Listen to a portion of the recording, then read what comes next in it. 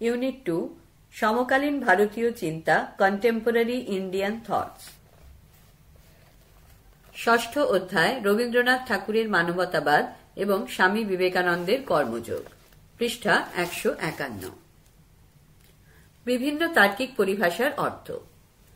সমসাময়িক ভারতীয় দর্শনের প্রাথমিক ধারণা, basic concept of contemporary Indian philosophy. সমসাময়িক ভারতীয় দর্শনের ধারণায় প্রাথমিকভাবে যে বিষয়টি অত্যন্ত গুরুত্ব সহকারে উদ্ভাসিত হয় তা হল প্রাচ্যের সাহিত্য সংস্কৃতি ও দার্শনিক চেতনার সঙ্গে পাশ্চাত্যের ধ্যান ধারণার এক অভিনব মেলবন্ধন। সমগ্র বিশ্বকে এক ঐক্য মন্ত্রে দীক্ষিত করাই ছিল এরূপ ধ্যান ধারণার মৌল উদ্দেশ্য। এরূপ প্রচেষ্টায় অনেক ভারতীয় মনীষী এগিয়ে এসেছেন। এদের মধ্যে অন্যতম হলেন দার্শনিক সন্ন্যাসী স্বামী বিবেকানন্দ এবং কবি ও দার্শনিক রবীন্দ্রনাথ ঠাকুর। সমসাময়িক ভারতীয় দর্শনে রবীন্দ্রনাথ ও বিবেকানন্দের ভূমিকা, role of Rabindranath and Vivekananda in contemporary Indian thought. খুবই সামান্যকালের ব্যবধানে জন্মগ্রহণ করেছেন এই দুই মহান দার্শনিক। বিবেকানন্দ ও রবীন্দ্রনাথ দুজনেই অদ্বৈত বেদান্তের আধুনিক ভাষ্যকার রূপে গণ্য। এই দুজনের কর্মক্ষেত্র সম্পূর্ণভাবে ভিন্ন হলেও তাদের প্রাথমিক উদ্দেশ্যটি ছিল এক। মানুষকে অন্ধ কুসংস্কার এবং অজ্ঞতা থেকে মুক্ত করাই ছিল এদের একমাত্র লক্ষ্য।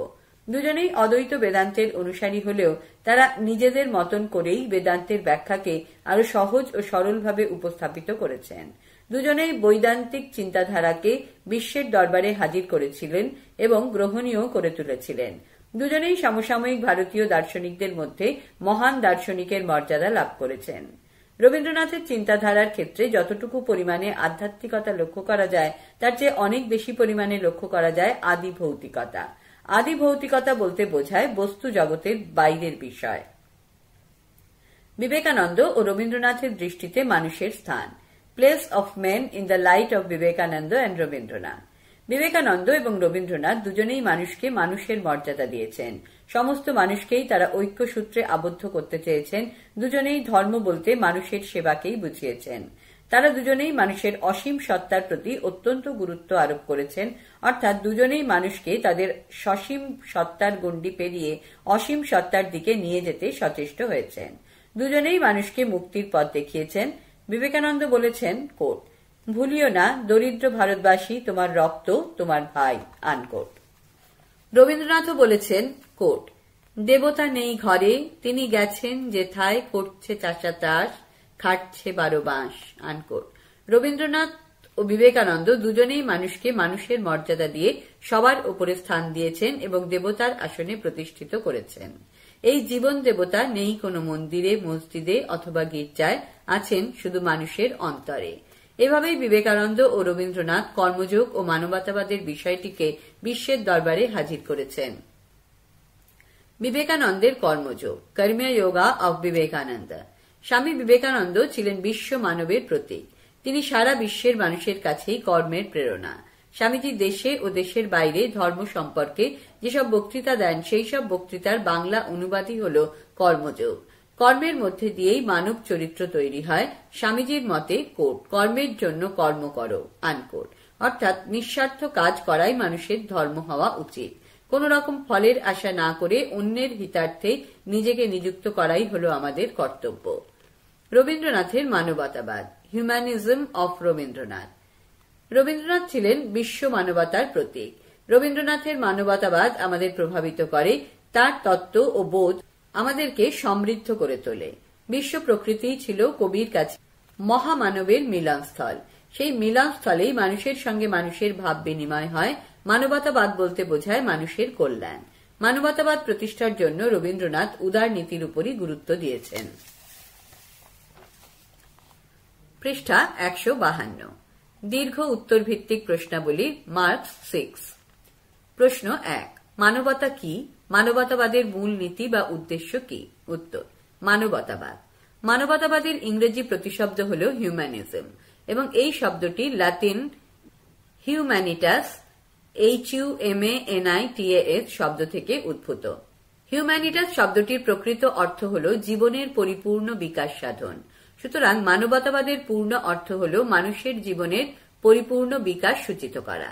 যে মতবাদ মানুষের সামগ্রিক মঙ্গলের ধারণাকে সূচিত করে এবং মানব সমাজের সর্বাঙ্গীন উন্নতি ও কল্যাণের বিষয়টি প্রচার করে সেই মতবাদকেই বলা হয় মানবতাবাদ বা হিউম্যানিজম।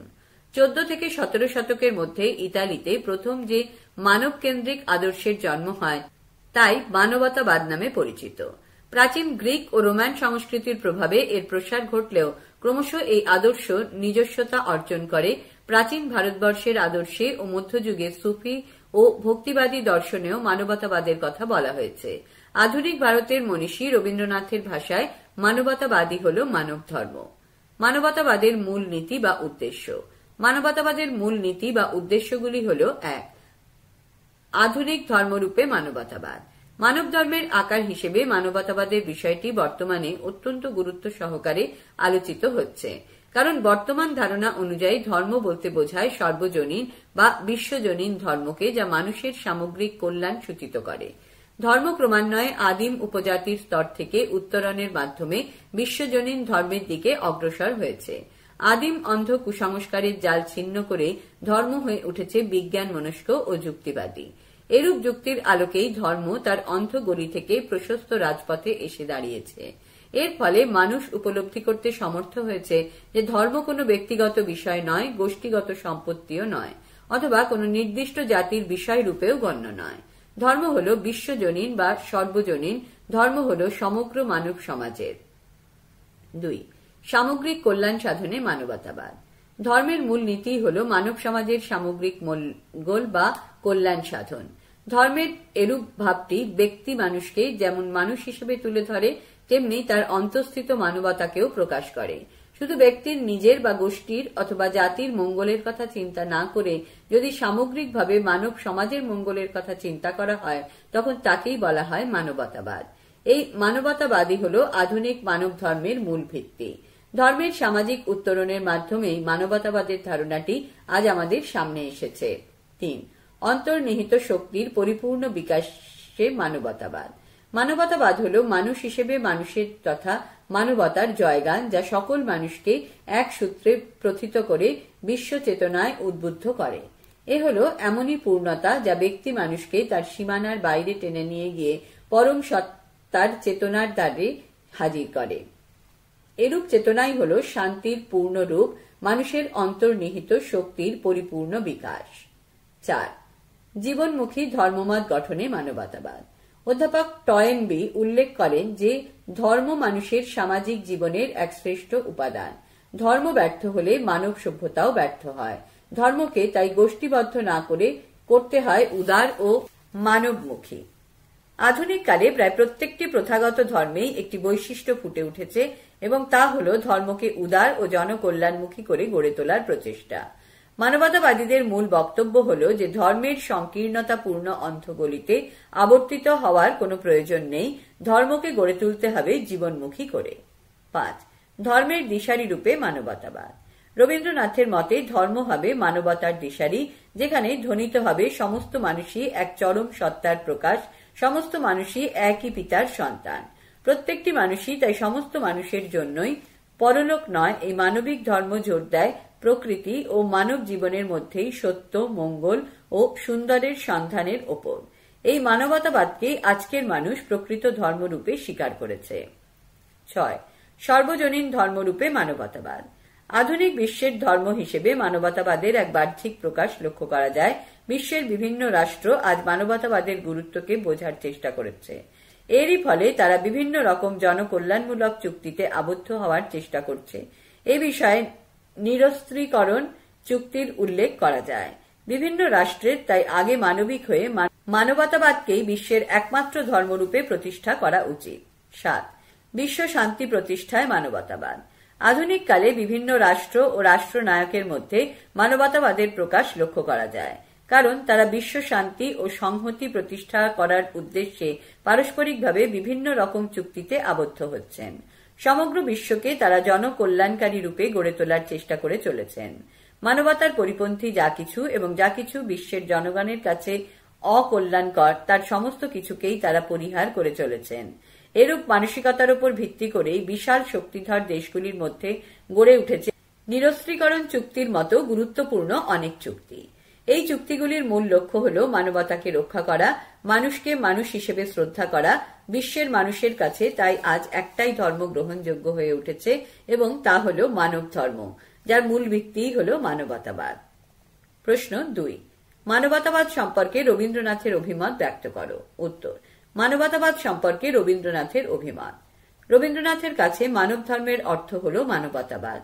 এই মানব ধর্ম তথা মানবতাবাদকেই তিনি অত্যন্ত জোরালোভাবে প্রতিষ্ঠা করতে চেয়েছেন তার রচনাবলীর মাধ্যমে।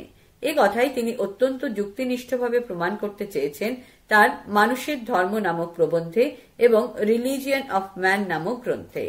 মানবতাবাদ সম্পর্কিত রবীন্দ্রনাথের অভিমতকে প্রদত্ত আলোচনার মাধ্যমে উল্লেখ করা যায়।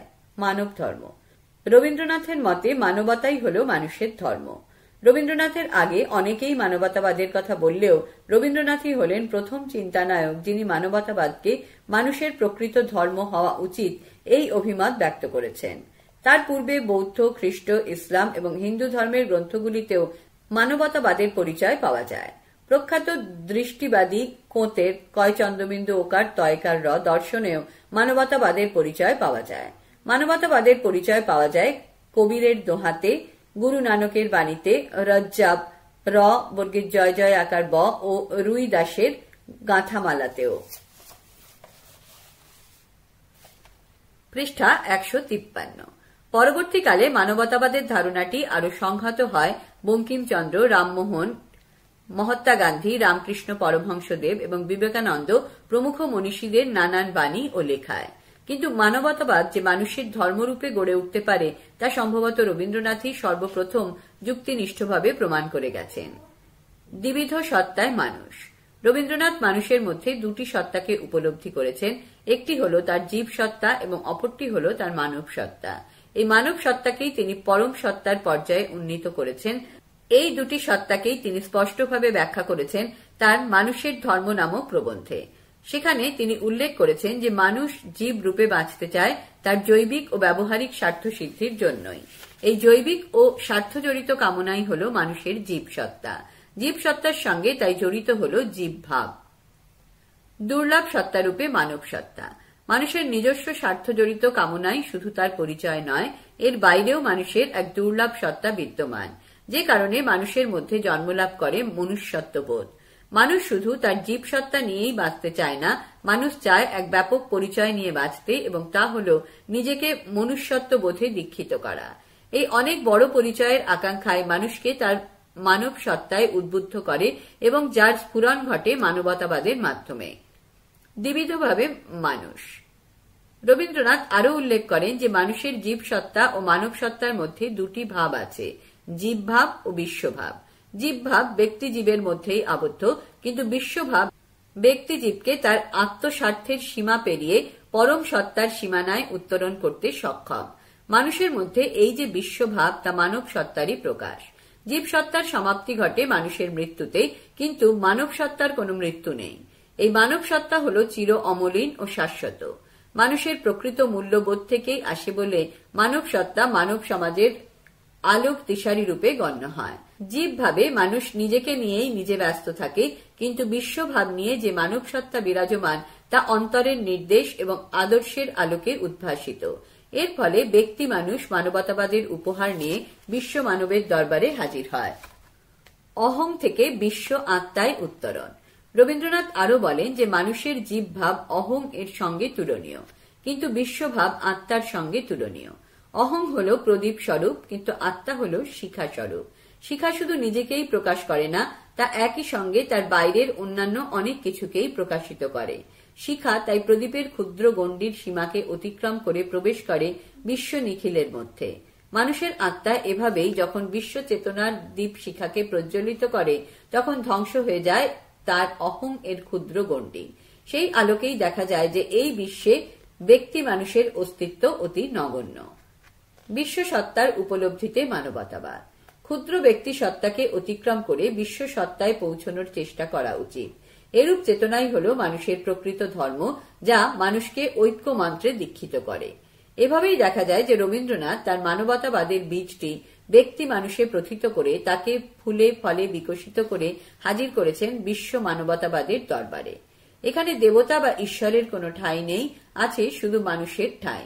ঈশ্বর বা দেবতার বেদিতে তিনি মানুষকেই নরনারায়ণ তথা জীবন দেবতা রূপে প্রতিষ্ঠিত করেছেন। আদর্শ ধর্ম হিসেবে মানবতাবাদ। রবীন্দ্রনাথের মতে আদর্শ ধর্ম হল মানবতা বা মানবতাবাদ, যা মানব ধর্মকেই সূচিত করে। এরূপ ধর্ম হল পরম সত্তার বোধ, যা বিশ্ব মানব চেতনায় মূর্ত হয়ে ওঠে। বিশ্ব চেতনার এই উপলব্ধি আসে জ্ঞান, ভক্তি ও কর্মের পথ ধরে। মানবতাবাদের মূল লক্ষ্যই হল বিশ্ব মানুষের মঙ্গল সাধন, যা মানুষকে শান্তির পথ ধরে শাশ্বত আনন্দের পথে এগিয়ে নিয়ে যায়। ধর্ম হিসেবে মানবতাবাদ সাবেকি ধর্মবোধ থেকে তাই অবশ্যই স্বতন্ত্র।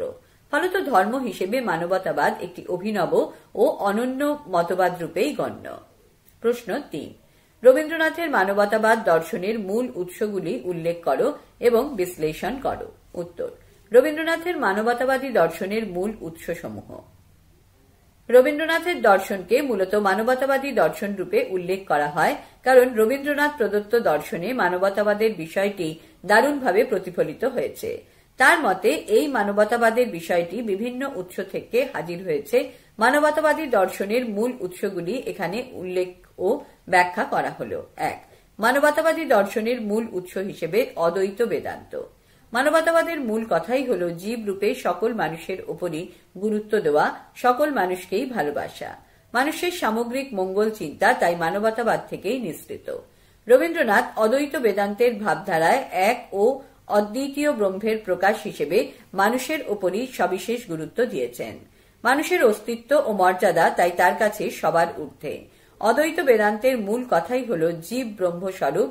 সে কারণেই তিনি যেখানেই মানুষ ও মনুষ্যত্বের অবমাননা দেখেছেন, সেখানেই তিনি প্রতিবাদে মুখর হয়েছেন। ২. মানবতাবাদী দর্শনের উৎসের ধর্মীয় ভিত্তি। মানুষের জীবন ইতিহাস পর্যালোচনা করলে দেখা যায় যে ধর্মের বিষয়টি মানুষের জীবনের সঙ্গে ওতপ্রোতভাবে জড়িয়ে আছে।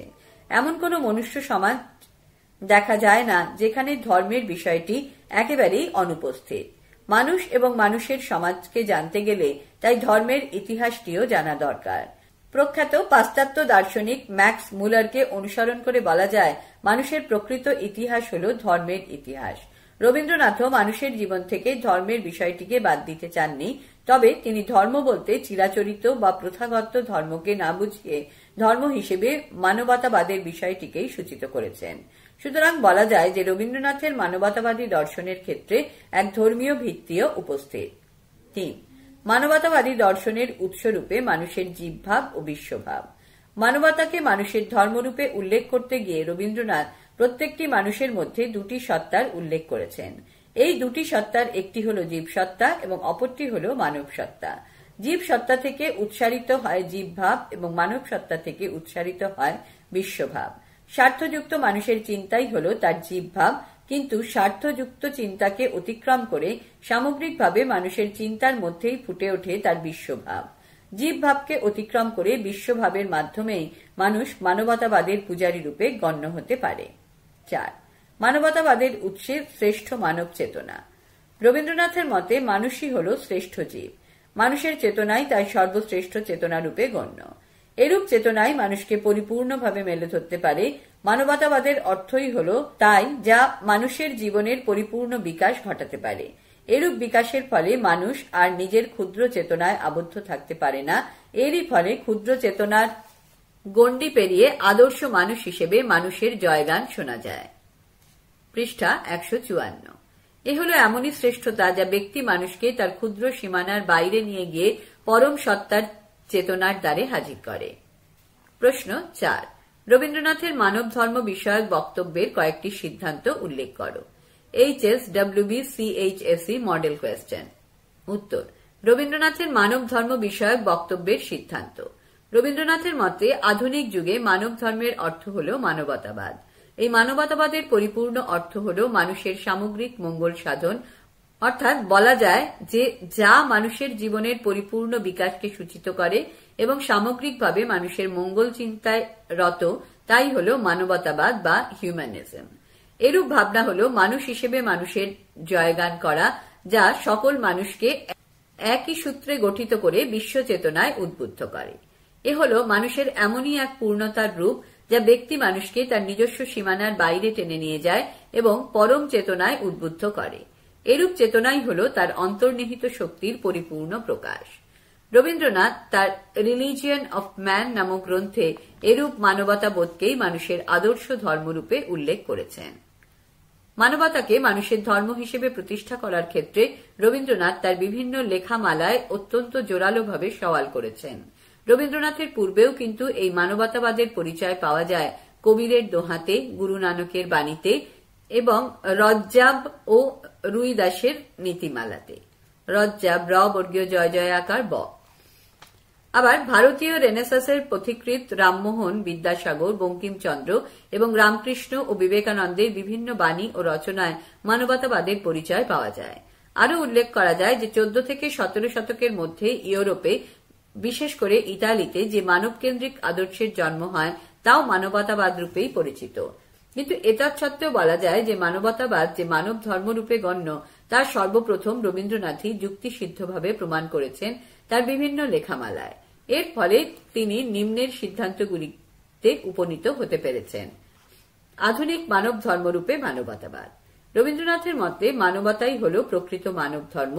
তিনি তাই প্রাতিষ্ঠানিক ধর্মের বিষয়টিকে অগ্রাহ্য করে মানবতাকেই প্রকৃত মানব ধর্মরূপে উল্লেখ করেছেন। এর ফলে মানুষের জয়গান করাই হল তার প্রধান কাজ। তিনি তাই বলেন, কোট, দেবতা নেই কোনো মন্দিরে মসজিদে, আনকোট। দেবতা আছে মানুষের মাঝে, যেখানে, কোট, মাটি ভেঙে করছে চাষা চাষ, খাটছে 12 মাস, আনকোট। মানুষের সার্বিক কল্যাণে মানবতাবাদ। অধ্যাপক টয়েন বি ট অন্তস্তয়িকা দন্তের ন বয়হস্যই বলেছেন যে ধর্ম হল মানুষের সামাজিক জীবনের এক শ্রেষ্ঠ উপাদান। কারণ ধর্ম ব্যর্থ হলে মানব সভ্যতাও ব্যর্থ হয়। ধর্মকে তাই গোষ্ঠীবদ্ধ না হতে হবে উদার ও মানবমুখী। ধর্মকে তাই সমস্ত বাঁধন ও কুসংস্কার থেকে মুক্ত হতে হয়। তা না হলে ধর্মের মৌল আদর্শই ব্যাহত হয়। ধর্মকে তাই উদার ও জনমুখী হয়ে মানবতার দিশারি রূপে মানুষের সামগ্রিক কল্যাণে উঠে আসতে হয়। আর রবীন্দ্রনাথ এরূপ মানব ধর্মের কথাই বারবার উল্লেখ করেছেন তার বিভিন্ন লেখমালায়। মানব সংহতির প্রতিষ্ঠায় মানব ধর্ম। শান্তি ও সংহতির দাবিতে আধুনিক কালে বিশ্বের বিভিন্ন দেশ পারস্পরিকভাবে বিভিন্ন রকম জনহিতকর চুক্তিতে আবদ্ধ হচ্ছে। মানবতার পরিপন্থী যা কিছু তার সবকিছুকেই বর্জন করার দাবি সমগ্র বিশ্ব জুড়েই প্রবল থেকে প্রবলতর হয়ে উঠছে। ক্ষুদ্র মানব গোষ্ঠীর স্বার্থকে বিসর্জন দিয়ে বিশ্বের মানুষের কাছে তাই একটি ধর্ম গৃহীত হচ্ছে এবং তা হল মানব ধর্ম, যার মৌল ভিত্তি হল সবার উপরে মানব সত্য, তার উপরে নাই। প্রশ্ন 5, জীব সত্তা ও মানব সত্তা কি? রবীন্দ্রনাথের মতে জীব সত্তা ও মানব সত্তার পার্থক্য কি? জীব সত্তা ও মানব সত্তা। রবীন্দ্রনাথ তার দার্শনিক চিন্তান্নে মানবতাবাদের পরিপ্রেক্ষিতে মানুষের মধ্যে দুটি সত্তাকে পর্যবেক্ষণ করেছেন। এই দুটি সত্তার একটি হল জীব সত্তা এবং অপরটি হল মানব সত্তা। তিনি তার মানুষের ধর্ম নামক প্রবন্ধে এই দুটি সত্তাকে স্পষ্টভাবে উল্লেখ করেছেন। জীব সত্তার ধারণা। রবীন্দ্রনাথ উপলব্ধি করেছিলেন যে মানুষ জীব রূপে বাঁচতে চায় তার বিভিন্ন প্রকার জৈবিক কামনা বাসনা নিয়ে। মানুষের জীব সত্তা তাই তার ব্যবহারিক কামনা বাসনা এবং স্বার্থ সিদ্ধিকেই সূচিত করে, অর্থাৎ স্বার্থ জড়িত কামনা বাসনাই হল তার জীব সত্তা। মানব সত্তার ধারণা। জীব সত্তাই কিন্তু মানুষের একমাত্র পরিচয় নয়। এই জীব সত্তার বাইরেও মানুষের একটা দুর্লভ পরিচয় আছে, যার মাধ্যমে মানুষের মধ্যে জন্মলাভ করে মনুষ্যত্ববোধ। মানুষ তাই শুধু তার জীব সত্তা নিয়েই বাঁচতে চায় না, সে বাঁচতে চায় তার অনেক বড় ও মহান পরিচয় নিয়ে। আর এই অনেক বড় পরিচয়ের আকাঙ্ক্ষাই তার উত্তরণ ঘটায় মানব সত্তায়, যার প্রকাশ ঘটে মানবতাবাদের মাধ্যমে। মানুষের এই মানব সত্তাই মানুষের স্বার্থের বন্ধন শিথিল করে এবং আত্মত্যাগ ও আত্মোপলব্ধিতে উদ্বুদ্ধ করে। রবীন্দ্রনাথের মতে জীব সত্তা ও মানব সত্তার পার্থক্য। রবীন্দ্রনাথের মতে জীব সত্তা ও মানব সত্তার পার্থক্যগুলি হল: 1. স্বার্থযুক্ত জীবসত্তা, মনুষ্যত্বযুক্ত মানব সত্তা। রবীন্দ্রনাথ তার মানুষের ধর্ম গ্রন্থে উল্লেখ করেছেন, কোট, স্বার্থ আমাদের যেসব প্রয়াসের দিকে ঠেলে নিয়ে যায় তার মূল প্রেরণা দেখি মানুষের জীব প্রকৃতিতে, আর যা আমাদের ত্যাগের দিকে, তপস্যার দিকে নিয়ে যায় তাকেই বলি মনুষ্যত্ব, মানুষের ধর্ম, আনকোট। অর্থাৎ স্বার্থ সমন্বিত যে মানুষ তা হল তার জীব সত্তার প্রকাশ। অপরদিকে স্বার্থের গণ্ডির বাইরে মনুষ্যত্বের তপস্যারত যে মানুষ, তা হল তার মানব সত্তার প্রকাশ। 2. নশ্বর জীবসত্তা, অবিনশ্বর মানব সত্তা। মানুষের জীবসত্তার সমাপ্তি ঘটে তার মৃত্যুতে, কিন্তু মানুষের মানব সত্তার কোনো মৃত্যু নেই। মানুষের জীবসত্তা হল ক্ষণস্থায়ী এবং জন্ম মৃত্যুর অধীন, কিন্তু মানব সত্তার কোনো জন্ম মৃত্যু নেই। এ হল অমলিন ও শাশ্বত। মানুষের প্রকৃত মূল্যবোধ থেকেই মানব সত্তার উদ্বোধন ঘটে। সে কারণেই মানব সত্তা মানুষের সর্বোচ্চ আদর্শ হিসেবে গণ্য। 3. সসীমের প্রকাশক জীবসত্তা, অসীমের প্রকাশক মানব সত্তা। রবীন্দ্রনাথের মতে মানুষের জীবসত্তা তার সসীম দিকের প্রকাশক রূপে গণ্য, কারণ এরূপ সত্তা একটি নির্দিষ্ট সীমায় আবদ্ধ এবং এর বাইরে তা আর এক পাও এগিয়ে যেতে পারে না। জীবসত্তা নিজেকে নিয়ে নিজেই মত্ত। এ যেন ডিমের ভিতরে পক্ষী শাবকের অবস্থানের মতো। কিন্তু মানব সত্তা হল অসীমের প্রকাশক, কারণ এরূপ সত্তা নিয়েই মানুষ বহির্মুখী হয়ে অসীমের দিকে এগিয়ে যায়। নিজের সংকীর্ণতাকে অতিক্রম করে মানবতার নজির নিয়ে বিশ্ব মানবের দরবারে হাজির হয়। এভাবেই মানব সত্তা সমস্ত মানুষকে ঐক্যবন্ধনে আবদ্ধ করে ঊর্ধ্বমুখী করে। পৃষ্ঠা 155। প্রশ্ন 6। ধর্মের ব্যুৎপত্তিগত অর্থ কি? মানুষের জীবনে ধর্মের প্রভাব কি? রবীন্দ্রনাথের মতে ধর্ম কি? উত্তর। ধর্মের ব্যুৎপত্তিগত অর্থ। ব্যুৎপত্তিগত অর্থের পরিপ্রেক্ষিতে উল্লেখ করা যায় যে ধর্ম শব্দটি ধৃ ধাতুর ওপর মন প্রত্যয় যোগ করে উৎপন্ন হয়েছে। ধৃ ধাতুর অর্থ হল যা মানুষকে ধারণ করে, সুতরাং যা মানুষকে ধারণ করে তাই হল ধর্ম। এই ধারণ কিন্তু শুধু কোনো বাহ্যিক ধারণ নয়, এ অন্তরের ধারণকেও বোঝায়।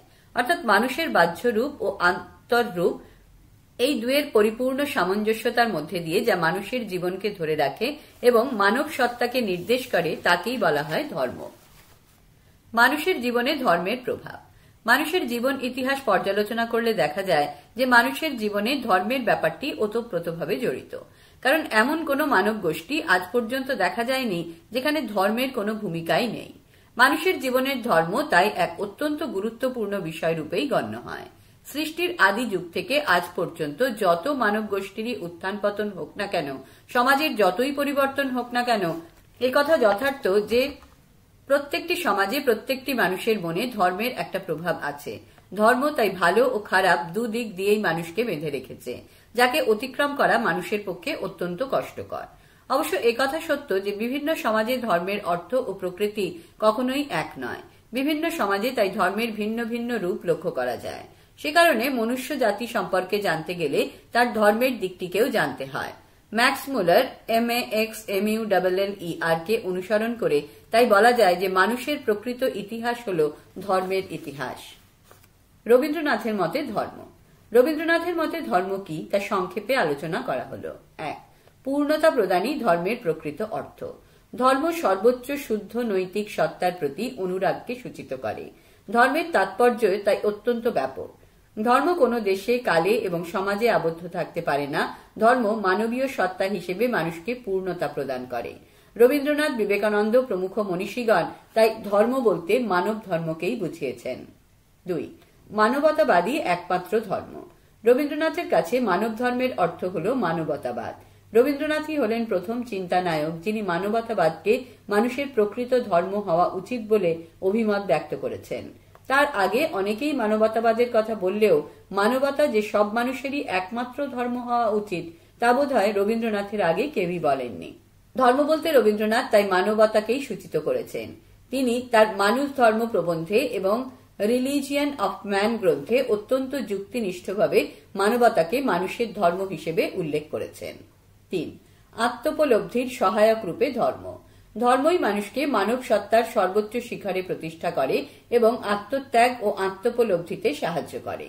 তাই রবীন্দ্রনাথ বলেন যে ধর্ম নেই কোনো মন্দিরে, মসজিদে অথবা গির্জায়, আছে শুধু মানুষেরই অন্তরে। ধর্ম মানুষের মনে মানবতার দ্বারকে উন্মুক্ত করে তাকে হাজির করে বিশ্ব চেতনায়। এ যেন চণ্ডীদাসের সবার উপরে মানুষ সত্য, তাহার উপরে নাই বাণীরই প্রতিধ্বনি। ধর্ম হিসেবে মানবতাবাদ তাই অবশ্যই সাবেকি ধর্মচেতনা থেকে স্বতন্ত্র এবং মানব চেতনায় উদ্বুদ্ধ। প্রশ্ন 7. জীব ভাব এবং বিশ্বভাব বলতে রবীন্দ্রনাথ কি বুঝিয়েছেন? উত্তর। জীব ভাব ও বিশ্বভাব সম্পর্কে রবীন্দ্রনাথের ধারণা। রবীন্দ্রনাথ মানবতাকেই মানুষের ধর্মরূপে উল্লেখ করেছেন। মানবতা তথা মানব ধর্মকে মানুষের ধর্মরূপে প্রতিপাদন করতে গিয়ে তিনি মানুষের প্রকৃতিতে দুটি ভাবের উল্লেখ করেছেন। এই দুটি ভাবের একটি হল জীবভাব এবং অন্যটি হল বিশ্বভাব। রবীন্দ্রনাথের এই দুটি ভাবকে প্রদত্ত আলোচনার মাধ্যমে উল্লেখ করা হল। জীবভাবের সূচকে জীব সত্তা, বিশ্বভাবের সূচকে মানব সত্তা। রবীন্দ্রনাথ মানুষের মধ্যে দুটি সত্তা উপলব্ধি করেছেন। এই দুটি সত্তা হল জীব সত্তা এবং মানব সত্তা। স্বার্থ সম্বলিত মানুষের যে সত্তা লক্ষ্য করা যায় তাকেই বলা হয় জীব সত্তা। অন্যদিকে মানবতা সম্বলিত মানুষের যে সত্তা লক্ষিত হয় তাকেই বলা হয় মানব সত্তা। মানুষের এই জীব সত্তা থেকেই নিঃসৃত হয় জীবভাব, আর মানব সত্তা থেকে উচ্চারিত হয় বিশ্বভাব। স্বার্থযুক্ত জীবভাব, আদর্শযুক্ত বিশ্বভাব। জীবভাব যুক্ত মানব সত্তা মানুষের নিজস্ব স্বার্থকে কেন্দ্র করেই বাঁচে। এর মধ্যে থাকে না কোনো অন্তরের আহ্বান বা আদর্শের নির্দেশ। এ শুধু নিজেকে নিয়ে নিজেই মত্ত থাকা। এ যেন ডিমের ভিতরে পাখির ছানার আবদ্ধ থাকা এবং তাতেই মত্ত থাকা। কিন্তু বিশ্বভাব নিয়ে যে মানব সত্তা বিরাজমান তা অন্তরের নির্দেশে আদর্শের আলোকে উদ্ভাসিত। এই বিশ্বভাব কখনোই ডিমের অন্তঃস্থিত দুর্বল ডানা বিশিষ্ট পক্ষীর সঙ্গে তুলনীয় নয়। এই ভাব নির্দেশ করে পাখির ডানার প্রকৃত সক্ষমতাকে, যা আমাদেরকে ক্ষুদ্র স্বার্থ চেতনার সীমা অতিক্রম করে পরম সত্তার সীমানায় নিয়ে যেতে সক্ষম হয়। বিশ্বভাবের বিকাশে জীবভাবের অবদান। মানুষের জীবভাবও কিন্তু কখনোই উপেক্ষিত নয়, কারণ মানুষের বিশ্বভাব উচ্চারিত হয় এই জীবভাব থেকেই। মানুষের মধ্যে জীবভাব আছে বলেই তার মধ্যে বিশ্বভাবের আকাঙ্ক্ষা জাগরিত হয়। আগে তাই ব্যক্তি মানুষের ধারণা আসে, তারপরেই আসে বিশ্ব মানুষের ধারণা। এই বিশ্ব মানবের প্রেরণাতেই ব্যক্তি মানুষ এমন কিছু কাজে প্রবৃত্ত হয় যার সাহায্যে সে তার ক্ষুদ্র স্বার্থ সম্বলিত জীবনের সীমাকে অতিক্রম করে অগ্রসর হয় আত্মার পরিপূর্ণ তৃপ্তির দিকে। এরূপ বোধের ফলেই মানুষের মধ্যে মহামানবের আবির্ভাব ঘটে, যার সত্তার কোনো সীমা নেই, যা অনন্ত দেবতার মহিমায় অধিকারী। রবীন্দ্রনাথ এই ভাবেরই প্রকাশ ঘটিয়েছেন তার গানের মধ্যে দিয়ে। কোট, সীমার মাঝে অসীম তুমি, বাজাও আপন সুর, আমার মধ্যে তোমার প্রকাশ, তাই এত মধুর। আনকোট। জীবভাব ও বিশ্বভাব একে অপরের পরিপূরক। রবীন্দ্রনাথের মতে জীবসত্তা থেকে জীবভাব এবং মানব সত্তা থেকে বিশ্বভাবের উদয় হলেও এই দুটি বিষয় কখনোই পারস্পরিকভাবে বিচ্ছিন্ন নয়, কারণ এই দুটি ভাবই মানুষের মধ্যে পরিলক্ষিত। একটি বাদ দিয়ে অন্যটিকে নিয়ে কখনোই পরিপূর্ণভাবে মানব প্রকৃতি গড়ে উঠতে পারে না। মানব প্রকৃতি গঠনের ক্ষেত্রে এই দুটি ভাব তাই একে অপরের পরিপূরক রূপে গণ্য হয়। প্রশ্ন ৮। বিবেকানন্দের ওপর অদ্বৈত বেদান্তের প্রভাব কি? উত্তর, বিবেকানন্দের ওপর অদ্বৈত বেদান্তের প্রভাব। স্বামী বিবেকানন্দ হলেন অদ্বৈত বেদান্তের একজন আধুনিক ভাষ্যকার। প্রয়োগমূলক অদ্বৈত বেদান্তের বা প্র্যাকটিক্যাল বেদান্ত চিন্তাধারা তার দার্শনিক উপলব্ধিকে সমৃদ্ধ করেছে। বেদান্ত দর্শনের মূল ভিত্তি হল উপনিষদ, শ্রীমদ্ ভগবদ গীতা এবং ব্রহ্মসূত্র নামক প্রস্থানত্রয়। পয়রফুল্লা দন্তের শয়থয় আকার, দন্তের ন তয়রফুল্লা অন্তস্থ। পৃষ্ঠা ১৫৬। উপনিষদকে বেদান্তের শ্রুতি প্রস্থান, শ্রীমদ্ ভগবদ গীতাকে বেদান্তের স্মৃতি প্রস্থান এবং ব্রহ্মসূত্রকে বেদান্তের ন্যায় প্রস্থান রূপে উল্লেখ করা হয়। স্বামী বিবেকানন্দ যেহেতু অদ্বৈত বেদান্তের চিন্তাধারার বাহক, সেহেতু তার দার্শনিক উপলব্ধির ক্ষেত্রে এই তিনটি প্রস্থানেরই ছাপ পাওয়া যায়। শ্রীমদ্ ভগবদ গীতার জ্ঞানযোগ, ভক্তিযোগ এবং কর্মযোগ প্রভৃতি বিষয় বিবেকানন্দের দার্শনিক উপলব্ধির ক্ষেত্রে গভীর প্রভাব বিস্তার করেছে। স্বামী বিবেকানন্দ তার দার্শনিক উপলব্ধির ক্ষেত্রে কর্মযোগের ওপর সবিশেষ গুরুত্ব প্রদান করেছেন। কর্মযোগে বেদান্তের প্রতিফলন।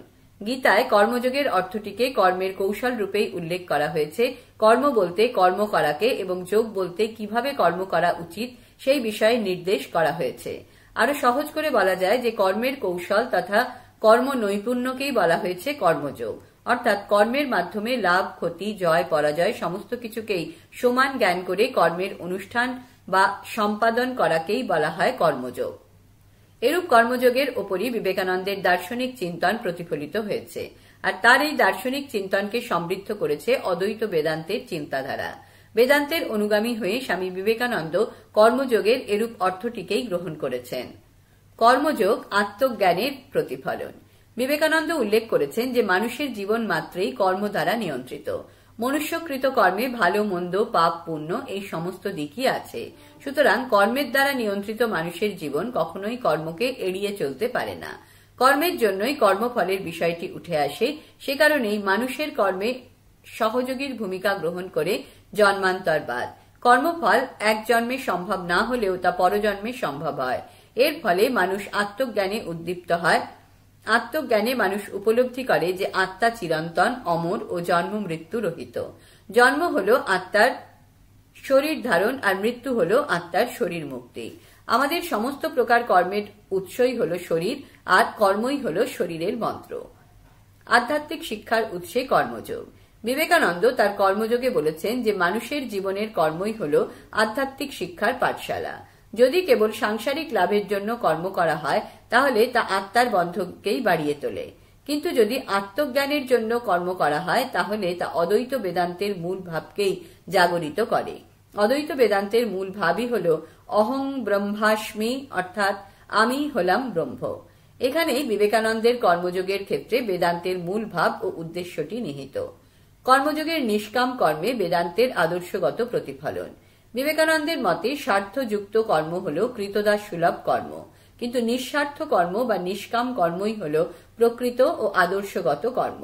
নিষ্কামভাবে কর্ম করার বিষয়টি উপনিষদ ও বেদান্তে যেমন নির্দেশিত হয়েছে, তেমনি তা আবার বিবেকানন্দের কর্মযোগেও প্রতিফলিত হয়েছে।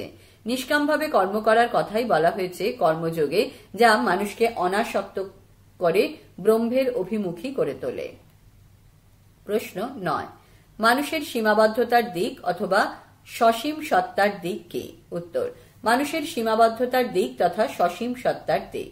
মানুষের সীমাবদ্ধতার দিক তথা সসীম সত্তার দিকগুলিকে নিম্নোক্তভাবে উল্লেখ করা যায়। 1. দৈহিক ও আধ্যাত্মিক প্রকৃতিতে মানুষ। রবীন্দ্রনাথের দৃষ্টিতে আমরা মানব প্রকৃতিতে দুটি গুরুত্বপূর্ণ ধারা লক্ষ্য করি। এই দুটি প্রকৃতির একটি হল মানুষের দৈহিক প্রকৃতি এবং অন্যটি হল মানুষের আধ্যাত্মিক প্রকৃতি। মানুষ তার দৈহিক প্রকৃতি লাভ করেছে জৈবিক বিবর্তন প্রক্রিয়ার মাধ্যমে, কিন্তু মানুষ তার আধ্যাত্মিক প্রকৃতি লাভ করেছে তার চরিত্রগত বৈশিষ্ট্যের মাধ্যমে। মানুষের দৈহিক প্রকৃতিতেই নিহিত আছে তার সসীম সত্তার দিকটি। মানুষ তার দৈহিক প্রকৃতির মাধ্যমে কিছু সীমাবদ্ধ অবস্থায় আবর্তিত হয়।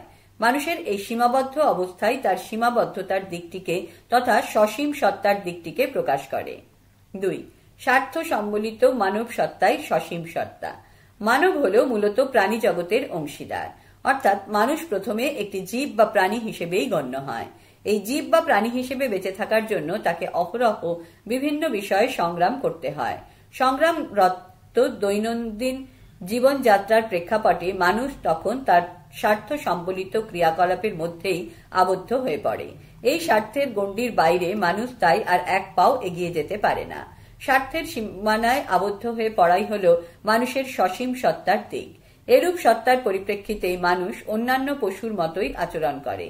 পশুর মতো মানুষও তখন তার কামনা বাসনা পরিতৃপ্তির জন্য জৈবিক সংগ্রামে অবতীর্ণ হয়। এটি মানব চরিত্রের সসীম সত্তা তথা সীমাবদ্ধতার দিক। 3. প্রকৃতির কাছে মানুষের সসীম সত্তা। মানুষ মূলত জীব বা প্রাণীকুলের অংশীদার হলেও মানুষের মধ্যে কতকগুলি প্রকৃতিগত ও অর্জিত গুণ আছে। এই গুণগুলি মানুষকে অন্যান্য নিম্ন শ্রেণীর জীব থেকে আলাদা করেছে। এই গুণগুলির অন্যতম হল মানুষের বুদ্ধিমত্তা। এই বুদ্ধিমত্তাই মানুষকে প্রাণীকুলের মধ্যে শ্রেষ্ঠ স্থান দিয়েছে। অন্যান্য প্রাণীর ক্ষেত্রে দেখা যায় যে তাদের ইন্দ্রিয় বৃত্তির ক্ষেত্রে কোনরূপ নিয়ন্ত্রণ নেই, কিন্তু মানুষ তার স্বীয় বুদ্ধিমত্তার ফলে তার মনকে নিয়ন্ত্রণ করতে পারে। এর ফলে কখন কোথায় কোন ধরনের কাজ করা উচিত তা সে স্থির করতে পারে। কিন্তু তা সত্ত্বেও মানুষের বেশ কিছু সীমাবদ্ধতা লক্ষ্য করা যায়, কারণ এমন কিছু প্রাকৃতিক ক্ষেত্র আছে যেখানে মানুষ অসহায়ভাবে প্রকৃতির হাতে নিজেকে সঁপে দেয়।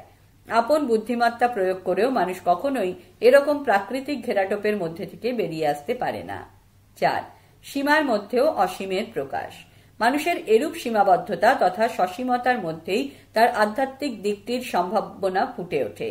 মানুষের প্রকৃতির মধ্যে সীমাবদ্ধতার দিকটি থাকলেও এই সীমাবদ্ধতার মধ্যে অবস্থান করেই মানবতা অসীমকে ছুঁতে চায়।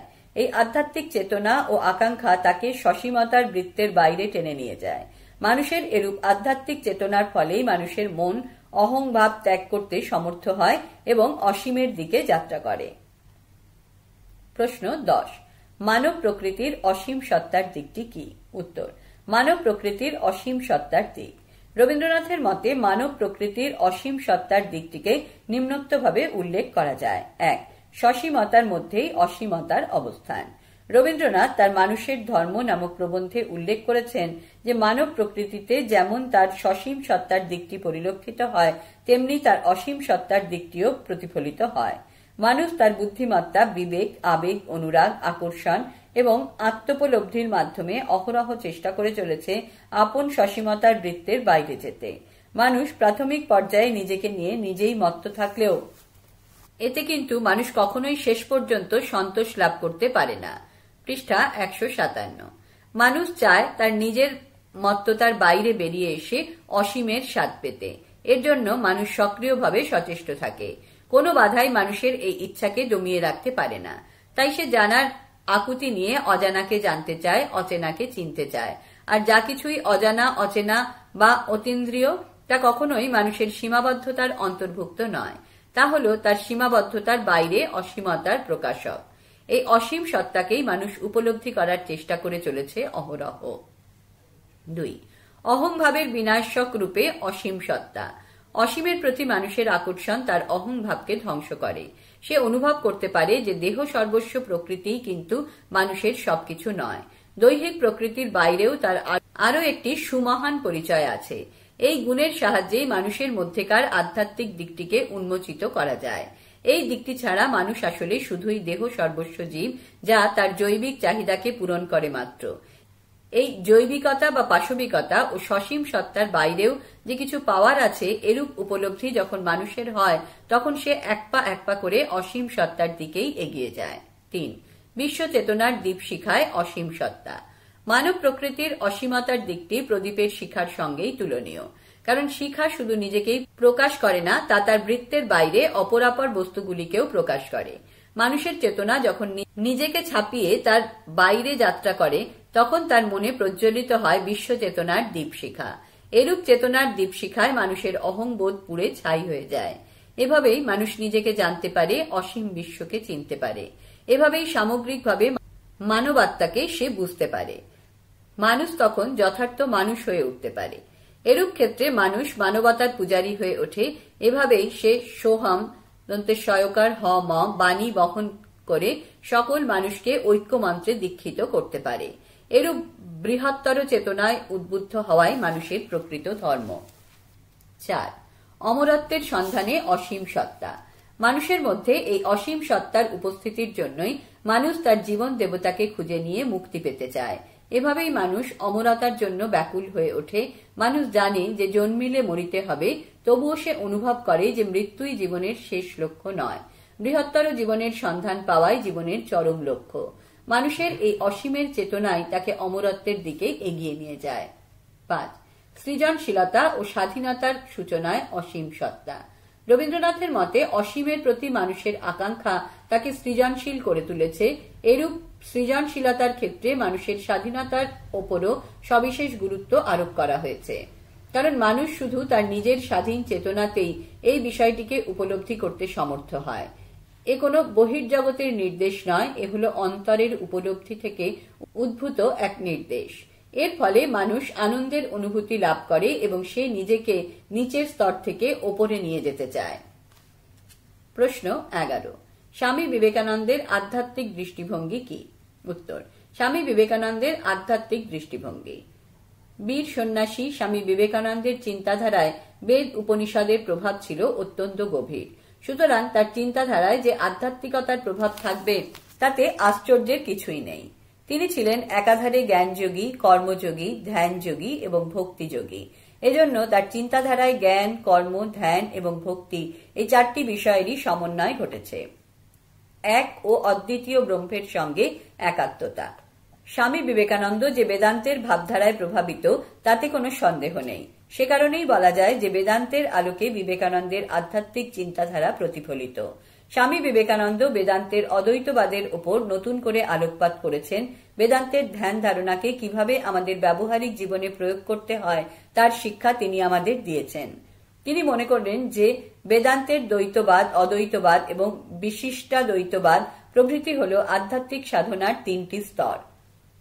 তত্ত্বমসি, তুমি অর্থাৎ জীবই সেই ব্রহ্ম, অথবা অহং ব্রহ্মাস্মি, আমি ব্রহ্মস্বরূপ, এরূপ উপনিষদীয় মহাবাক্যগুলি হল আমাদের আধ্যাত্মিক উপলব্ধির মূল ও শেষ কথা।